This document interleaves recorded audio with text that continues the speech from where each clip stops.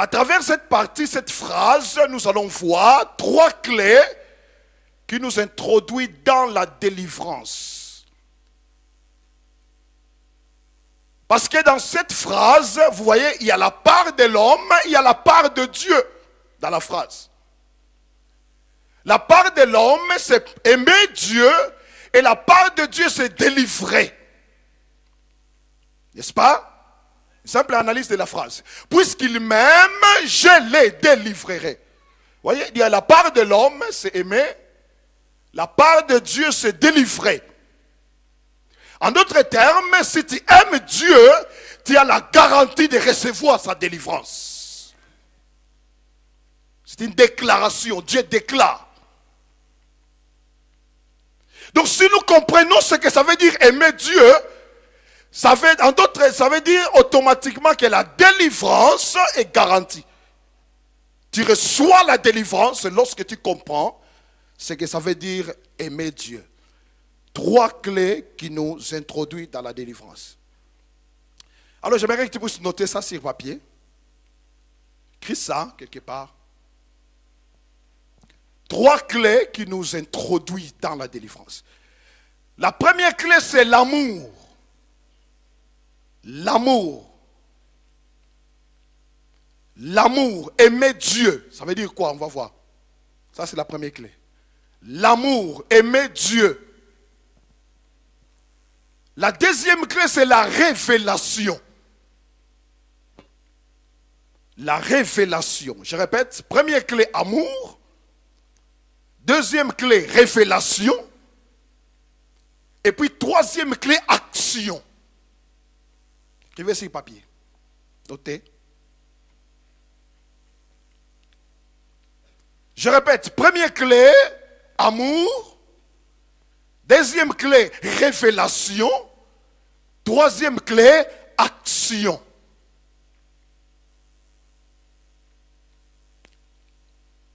Ok? Nous allons comprendre l'amour.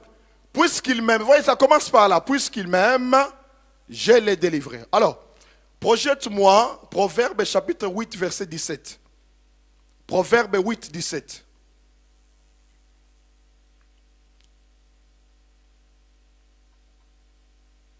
Proverbe chapitre 8, verset 17. Regardez ce que Dieu dit. Proverbe 8, 17. J'aime ceux qui m'aiment.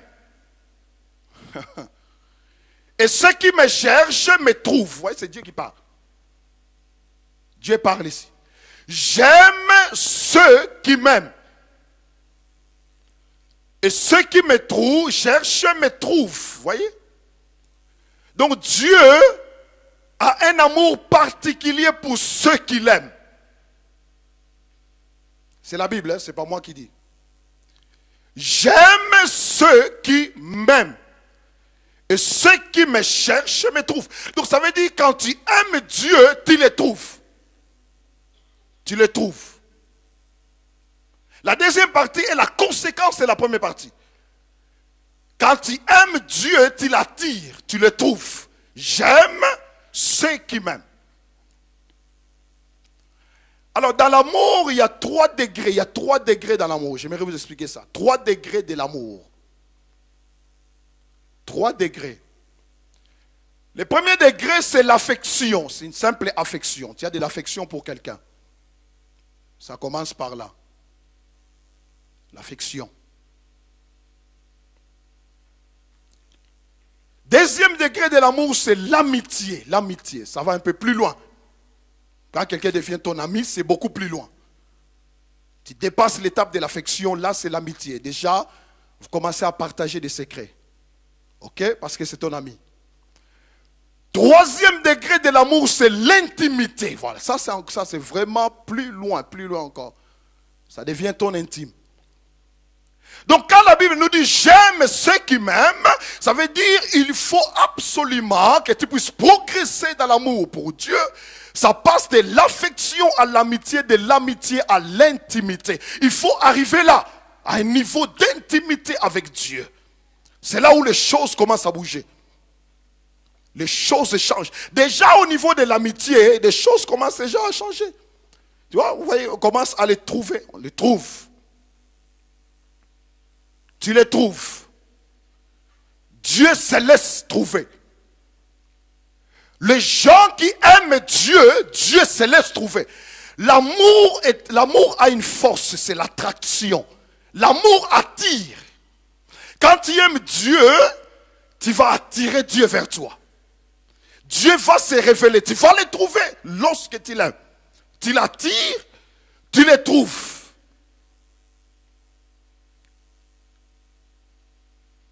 Ok? Donc première étape, c'est ça. C'est l'amour. Je dois passer de l'affection à l'amitié, de l'amitié à l'intimité. C'est un travail quotidien. N'est-ce pas? Vous ne pouvez pas connaître une personne en un jour. Ce n'est pas possible.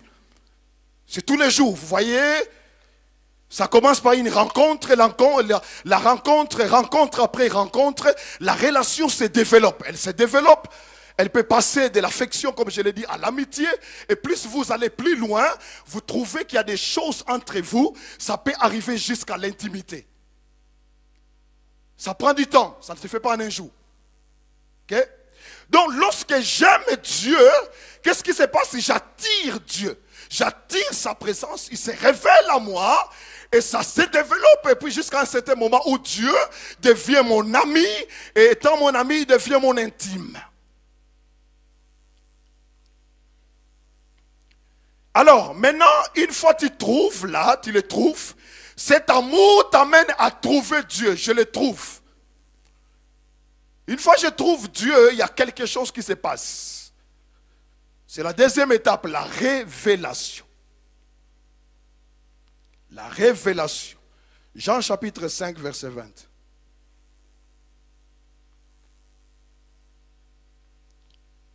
Donc l'amour va t'amener à la révélation. Regardez. Car le Père aime le Fils et lui montre tout ce qu'il fait. Et lui montrera des œuvres plus grandes que celles-ci afin que vous soyez dans l'étonnement. Reviens au début. Car le Père aime le Fils. Vous voyez? J'aime ceux qui m'aiment. Vous voyez, donc on part de là. Partons de là. J'aime ceux qui m'aiment. Donc lorsque j'aime Dieu, il m'aime. Maintenant, la conséquence de l'amour, car le Père aime le Fils. La conséquence c'est quoi? Il lui montre tout ce qu'il fait. C'est la révélation. Dieu commence à te montrer des choses. Dieu commence à te montrer des choses. La révélation. Les choses que tu ne connais pas, Dieu commence à te les montrer. Il ouvre tes yeux, tu commences à voir clairement. Il te montre des choses cachées que tu ne connais pas, il te les montre. Concernant ta vie, concernant ton futur, concernant ton passé, concernant tous les liens qu'il y a dans ta vie, Dieu te montre les choses clairement. Il te montre, il te dit que non, voilà les problèmes que tu as là, voilà la cause. C'est ça la révélation. La révélation. Alors cette révélation va t'amener à l'action. Tu commences à agir. Et lorsque tu agis, les choses changent.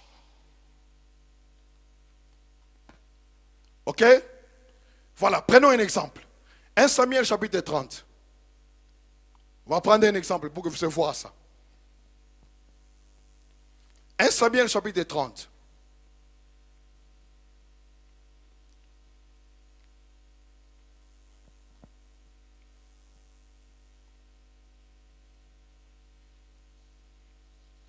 Nous allons voir un exemple pour illustrer les choses que je vous montre là. Comme ça, nous puissions comprendre bien par l'exemple ce qui se passe. Un exemple. 1 Samuel chapitre 30, verset 1er. Alors voilà. Lorsque David arriva le 3e jour à Tsiklag avec ses gens, les Amalécites avaient fait une invasion dans le Midi et à Tsiklag. Ils avaient détruit, brûlé Tsiklag. Continue. Après avoir fait prisonniers les femmes et tous ceux qui s'y trouvaient. Continue. Petits et grands. Ils n'avaient tué personne, mais ils les avaient tous amenés et s'étaient remis en route. Continue. David et ses gens arrivèrent à la ville et voici, elle était brûlée et leurs femmes, leurs fils et leurs filles étaient amenés captifs. Continue. Alors David et le peuple qui était avec lui élevèrent la voix et pleurèrent jusqu'à ce qu'ils n'eussent plus la force de pleurer. Ok? Ici nous avons une situation assez dramatique. David qui revient avec ses gens. Ils reviennent, ils trouvent la ville où ils habitaient, les maisons ont été brûlées, on a tout détruit. Et le comble de tout cela, on a pris leurs femmes, leurs enfants, et ils sont partis. Les enfants et les femmes ont été pris captifs, ils sont partis. On les a pris. David arrive avec ses gens, il regarde, il n'y a plus personne. Et là, comme tout être humain, on commence à pleurer. Ils ont pleuré toute la nuit. Parce que la situation était délicate. Le problème c'était quoi? C'est qu'ils ne savaient pas où ces gens-là étaient partis. Ils ne savaient pas. Pas d'informations. Vous voyez, il n'y avait pas l'espionnage à ce temps-là. Donc on ne savait pas. On ne savait pas. Ils se retrouvent là, dans l'inconnu. Ils ne savent pas que faire. Ils ont pleuré, ils ont pleuré. Alors maintenant, regardez ce qui va se passer. Regardez ce qui va se passer. Ça commence par l'amour. Je vous ai dit, ça commence par l'amour. Le nom de David, le prénom David, ça vient de l'hébreu Daoud. Daoud veut dire les bien-aimés. Les bien-aimés. Donc David était déjà une personne qui aimait Dieu. Donc il n'y avait pas un problème à ce niveau-là. Okay? On a vu amour, révélation, action. N'est-ce pas? Donc je vais vous montrer ces trois choses-là. David aimait Dieu. De par son prénom. Daoud, c'était un bien-aimé. Donc c'est quelqu'un qui aimait Dieu. On va continuer. On est toujours dans les textes. Chapitre 30. Alors, on va sauter quelques versets pour aller plus loin, pour aller plus vite, pardon. Verset 6. Le verset 6. Regardez. David fut dans une grande angoisse, car le peuple parlait de le lapider, parce que tous avaient l'amertume dans l'âme. Chacun à cause de ses fils et de ses filles. Voyez? Mais, voilà, il y a cela où il y a les mais. Mais, David reprit courage en s'appuyant sur l'Éternel son Dieu. David reprit courage. David s'est dit, il pleure, il est dans l'amertume, il s'est dit que non, écoute, je vais faire quelque chose que je connais. Parce que j'aime Dieu, et comme j'aime Dieu, Dieu aussi m'aime, la conséquence c'est qu'il y a quelque chose que Dieu a pour moi. Je ne sais pas où est-ce qu'ils ont amené les femmes et les enfants, hein, mais Dieu le sait. Alors regardez ce que David va faire. Il reprit courage à sa présence éternelle. La suite, on y va. Il dit au sacrificateur Abiatar, fils d'Achimelech, apporte-moi donc l'éphod. Abiatar apporta l'éphod à David. Je vous passe l'éphod, on va voir autre chose. Regardez. Et David consulta l'Éternel en disant, voyez, poursuivrai-je cette troupe? Continue. L'atteindrai-je? Voyez, David consulte Dieu. Pourquoi? Parce qu'il savait que Dieu était la source de la révélation. Il aimait Dieu. Et il savait très bien que de l'amour lui donnait accès à la révélation. David vient devant Dieu, il lui pose deux questions. Poursuivrai-je, l'atteindrai-je? Voyez? L'Éternel lui répondit, poursuis, car tu atteindras et tu délivreras. Alléluia. J'aime la parole de Dieu. C'est ça qu'on appelle la révélation. Dieu lui a donné la solution au problème. Dieu lui donne une parole. Il lui dit, David, je veux que tu poursuives parce que tu vas atteindre non seulement ça, mais tu vas délivrer. Lorsque tu reçois la révélation de la part de Dieu, cette révélation-là te garantit la solution. C'est là où se trouvent souvent les problèmes. La révélation te garantit la solution. C'est pour cela que tu as besoin de la révélation. David reçoit la révélation. Regardez la suite. Continue. Voilà, voyez, directement, il passe à l'action. Voyez directement l'action. Et David s'est mis en marche, lui et les 600 hommes qui étaient avec lui, directement. Lorsqu'il reçoit la révélation, David comprend que la prochaine étape, c'est l'action. L'action. Dites avec moi, l'action. L'action. Vous savez, il y a des choses, si tu n'agis pas, ça ne changera jamais. Jamais. La révélation, c'est bien. Mais il faut passer à l'action. Tu dois faire quelque chose. Dites à quelqu'un à côté de toi, tu dois faire quelque chose. David s'est mis en marche, lui et les 600 hommes qui étaient avec lui. David est parti. Il prend ces hommes, il leur dit que, écoutez, je viens de recevoir une parole de la part de Dieu. Dieu m'a révélé la solution à notre problème. Suivez-moi, ils sont partis. Ils partent, je saute. Verset 18. Verset 18, voilà, regardez. J'ai sauté tous les textes pour que nous puissions arriver à la fin. Verset 18, regardez ce qui se passe. Vous voyez, regardez.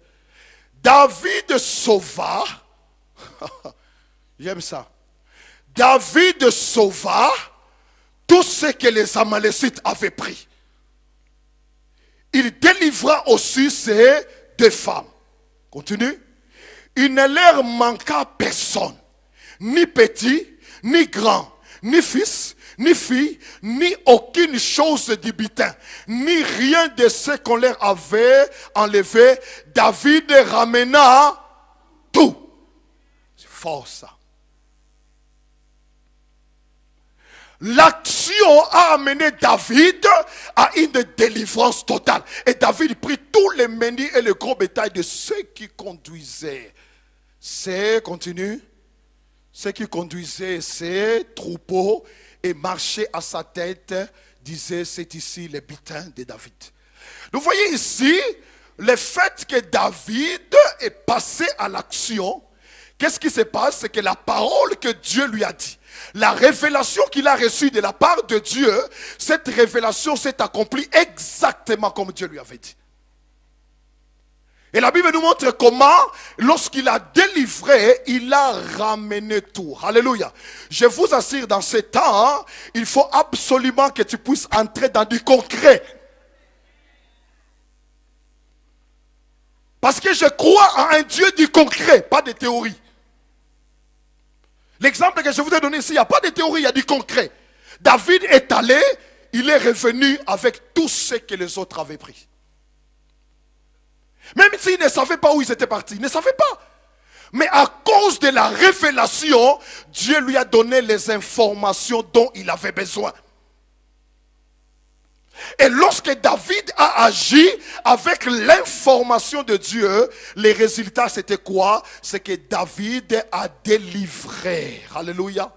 Je vous assure, durant ce mois de février, tu dois être déterminé à rester jusqu'à ce que la révélation vienne.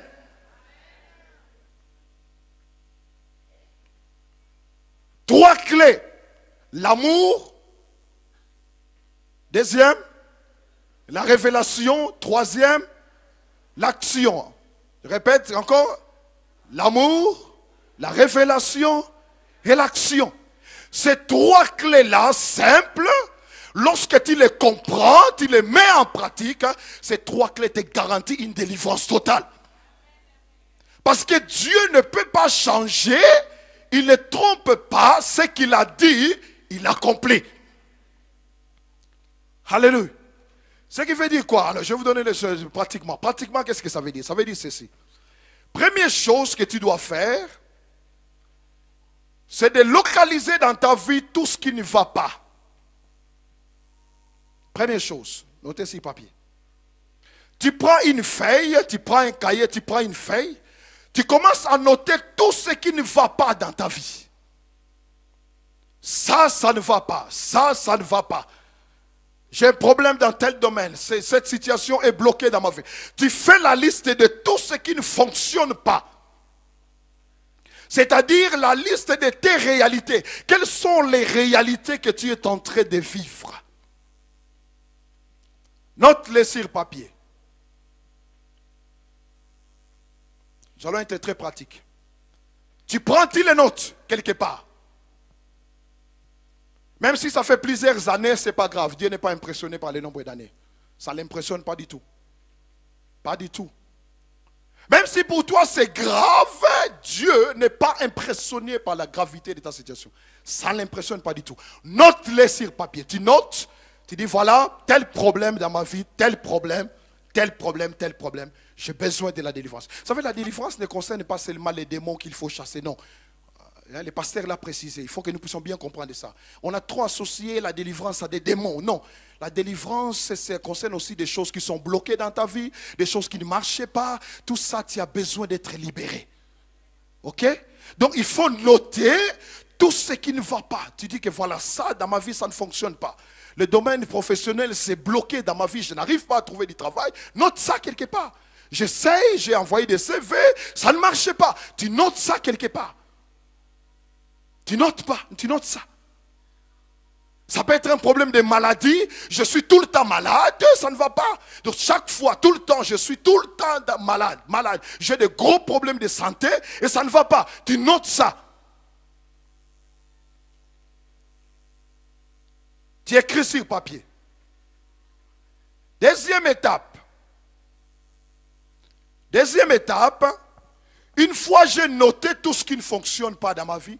Deuxième étape, maintenant je dois vérifier est-ce que j'aime Dieu. Parce que ça c'est la première condition. Quel est l'état de ma relation avec Dieu? Quel est l'état? Qu'est-ce que je peux dire de ça? Est-ce que je l'aime? Où j'en suis? Est-ce que c'est une simple affection? Est-ce que c'est de l'amitié ou c'est de l'intimité entre moi et Dieu? Il faut absolument que tu sois au clair. Ça doit être clair pour toi. Ou bien tu peux dire que non, rien, Dieu que je ne connais pas. Il n'y a rien entre moi et lui. Là maintenant, il faut commencer par la nouvelle naissance. Vous voyez, c'est des choses très pratiques. Il faut être très pratique avec Dieu. Il sera aussi pratique avec vous. Donc lorsque j'arrive à me positionner correctement, savoir quel est l'état de ma relation avec Dieu, c'est là où maintenant tu peux passer à la troisième étape. Je répète, deuxième étape, je dois m'assurer, savoir où j'en suis avec Dieu. J'aime Dieu, oui. C'est quoi l'état de mon amour? Est-ce que c'est une simple affection? Ou bien c'est l'amitié, ou encore c'est l'intimité. Ces choses doivent être vérifiées pour que tu sois au clair là-dedans. Pourquoi? Parce que je vous ai dit que l'amour te donne accès à la révélation.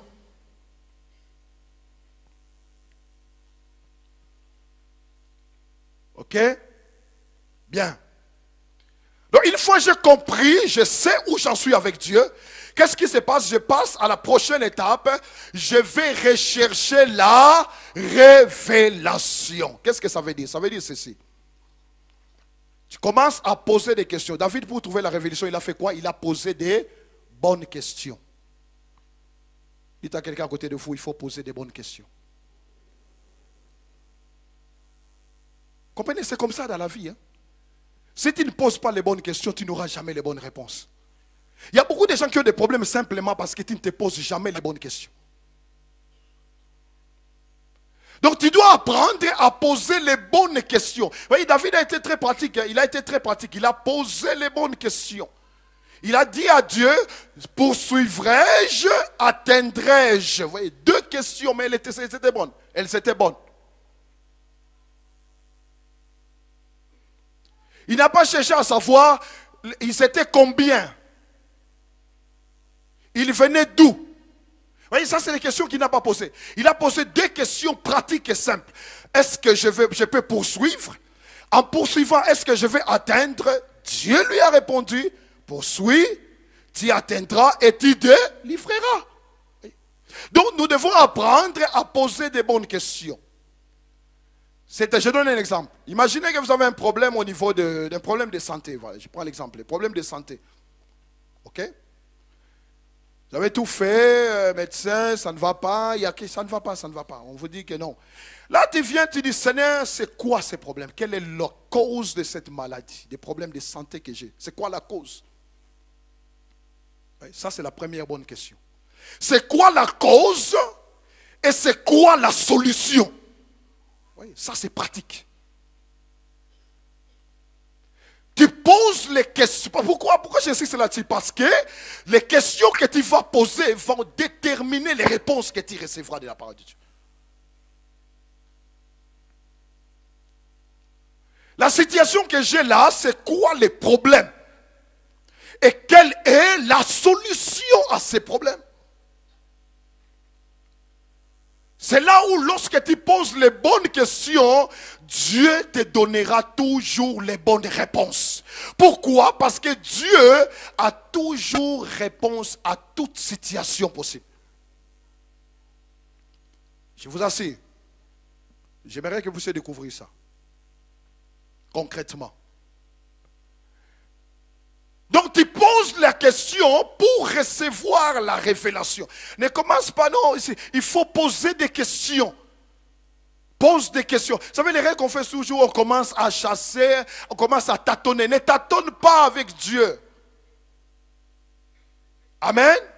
Je répète, il ne faut pas tâtonner avec Dieu. On essaye ça, ça ne marche pas. On essaye cela, ça ne marche pas. Tu apprends les recettes, on te raconte, voilà, il faut faire ça, tu fais ça, ça ne va pas.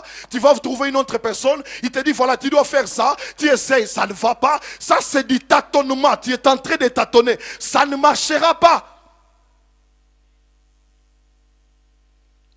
N'est-ce pas, Gérard? Il faut arrêter de tâtonner, va à la source, pose des bonnes questions. David n'a pas commencé à dire à ces gens-là, dit que non, écoutez, venez, on va faire une réunion. Mettez-vous là, faites un cercle autour de moi. Alors commençons à réfléchir, qu'est-ce qu'on va faire ici? Qu'est-ce que tu dis toi? Qu'est-ce que tu racontes? Qu'est-ce que tu veux qu'on fasse? Voyez, il n'a pas fait une réunion. Est-ce que quelqu'un est en train de me comprendre ici? Parce que si tu vas à la mauvaise personne, tu ne peux pas avoir la bonne solution. Expliquez-moi, quelqu'un qui a un problème d'informatique, il va voir un médecin. Est-ce que vous croyez que ça va marcher? Tu vas chez ton médecin, tu dis, médecin, mon ordinateur ne va pas. J'allume, j'ai un écran noir. Il va vous dire, monsieur, mais je ne suis pas informaticien, je suis un médecin. Je suis un médecin, je soigne les gens, pas les ordinateurs. Les ordinateurs ne m'obéissent pas. C'est les maladies qui m'obéissent. Je ne peux pas aller voir un médecin pour un problème d'informatique. Il te faut une bonne personne, il te faut un informaticien. Tu vas voir un informaticien, là tu es sûr que ton problème d'ordinateur sera résolu. Ou quelqu'un qui a un problème, qui est malade, qui va voir un informaticien, ça ne marchera pas. Voyez, il ne faut pas se tromper de personne, il ne faut pas se tromper. David n'a pas fait une réunion autour de lui, il n'a pas fait asseoir les stratèges, il dit que voilà, toi tu es général, ça fait longtemps que tu es avec moi, tu es expert dans la stratégie, mais dis-moi, qu'est-ce qu'on va faire ici? Qu'est-ce que tu penses? David n'a pas passé son temps à chercher les ravis. Il pouvait le faire, n'est-ce pas? Il pouvait le faire. Mais David a dit que non, ici nous sommes dépassés. Déjà on n'était pas là. Quand ces gens-là sont venus, nous on n'était pas là. Ils étaient tous avec moi. Ils ont brûlé la ville. Ils ont pris nos femmes et nos enfants. On n'était pas là. Donc si je pose la question à mes gens, mais ils ne sauront rien me dire parce qu'ils ne savent pas. Ils sont aussi limités que moi. Je vais recourir à quelqu'un qui a vu ça. Alléluia. Vous savez, il faut être très pragmatique dans la vie. Tu ne peux pas avoir un problème d'ordinateur, tu es en train de prier. Ça n'a pas de sens. Mon ordinateur ne va pas et puis tu es là, tu commences à prier. Seigneur, viens réparer l'ordinateur, viens réparer. Ça ne marchera pas. Prends ton téléphone, appelle un informaticien. C'est simple que ça. Tu ne peux pas résoudre un problème comme ça par la prière. Il faut un informaticien. Vous savez, je m'y connais en informatique. Quand quelqu'un m'amène un ordinateur qui a un problème, je ne commence pas par prier. Non. Est-ce que quelqu'un me comprend? Je ne commence pas par prier, Seigneur, Jésus, non. J'ai des compétences, je prends l'ordinateur, je regarde.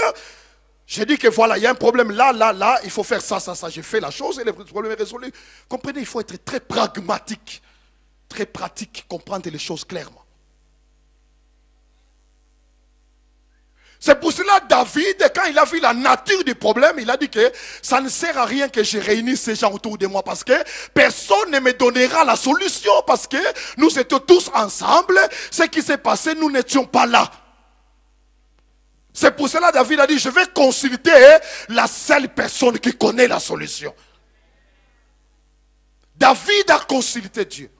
Donc c'est ça, à partir du moment où il y a des choses qui sont bloquées, tu as essayé tout ce qu'il faut essayer, ça ne marche pas, c'est là où maintenant tu as besoin de Dieu. Tu dis, Seigneur, qu'est-ce que je dois faire ici? Alléluia. Ne commence pas à chercher Dieu parce que tu as mal au dos. Alléluia. J'ai mal au dos, je dis, Seigneur, qu'est-ce qui se passe à mon dos? Non. Bouge un peu ta main, tu vas voir, ça va partir.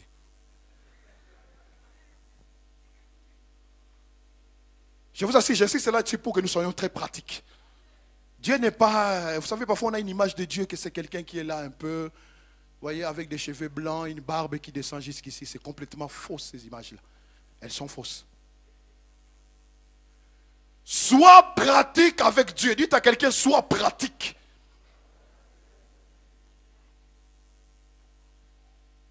Il y a des problèmes que tu peux résoudre tout seul. Résous-les. Ne cherche pas Dieu pour ça. Cherchez pas.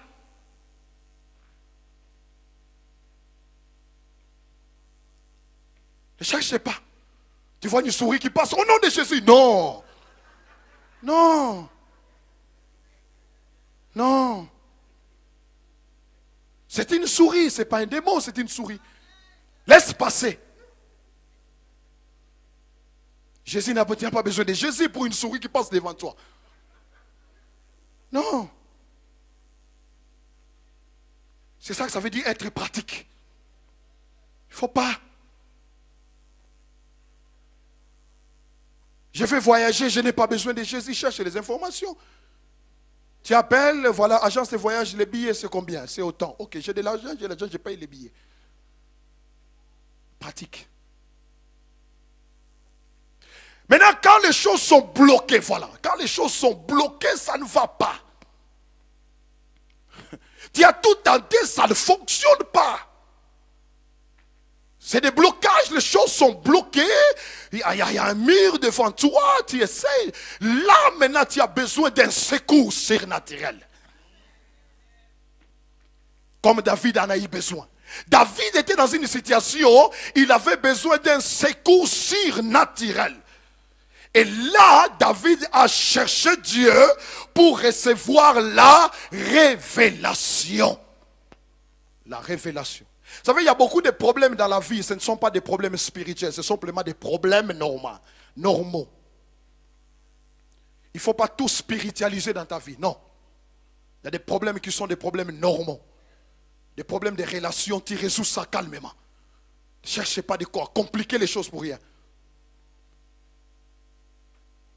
Donc lorsque j'ai fait la liste, ok, j'ai fait la liste, je vérifie que j'aime Dieu. Maintenant là, je commence à regarder ma liste. Je commence à regarder, je dis que bon voilà, je dis regarde des problèmes. Quand c'est vraiment des problèmes où tu as besoin de Dieu. Donc tu dois identifier quels sont les problèmes où j'ai besoin de Dieu. Ok? Comme je vous ai dit, si c'est des problèmes informatiques, tu mets ça de côté, tu vas appeler un informaticien. Ne cherche pas Dieu pour ça. Tu ne verras jamais un ange, ça tu n'auras pas. Je mets de côté tous les problèmes pratiques que je peux résoudre humainement. Et là maintenant les autres, c'est là où je ne comprends pas, je ne sais pas. Je ne sais pas c'est quoi, qu'est-ce qui se passe, mais je sais qu'il y a un problème dans ma vie, mais je ne connais pas l'origine, je ne sais pas. Là tu as besoin de chercher Dieu. Tu as besoin de la révélation, que Dieu te montre les choses. C'est ce que David a fait. Alors maintenant, une fois, maintenant la révélation, il faut chercher Dieu, chercher Dieu, chercher Dieu. Cherche Dieu jusqu'à ce que tu reçoives la révélation. Jusqu'à ce que... Il ne faut pas t'arrêter en chemin, beaucoup s'arrêtent en chemin. Cherche Dieu jusqu'à ce que tu reçoives la révélation. Ne t'arrête pas en chemin. Ne t'arrête pas en chemin. Alors maintenant, comment la révélation vient? La révélation vient, ça peut venir directement. Dieu te parle directement. Quand il y a la relation avec lui, Dieu peut te parler directement. Deux, Dieu peut utiliser une autre personne qui ne connaît pas les problèmes, qui vient, qui dit, tiens, voilà par exemple, j'ai rêvé de toi, voilà ce que je vis dans les rêves. Et puis il te dit les rêves, tu dis, ah voilà, c'est ça. C'est ça que je voulais. Donc Dieu peut utiliser une autre personne pour t'amener l'information dont tu as besoin. Troisièmement, Dieu peut utiliser un message. Pendant que tu écoutes une prédication, c'est la solution à ton problème. Le prédicateur ne te connaît pas, mais tout ce qu'il est en train de dire, c'est ta vie. Et là, tu comprends, tu dis, ah, voilà la révélation que je voulais. Voyez, donc il faut être sensible. Hein. Ça peut venir de partout. Mais il faut être très attentif. Très attentif. Mais ne t'arrête pas jusqu'à ce que tu reçoives la révélation. C'est-à-dire l'information dont tu as besoin pour résoudre ton problème.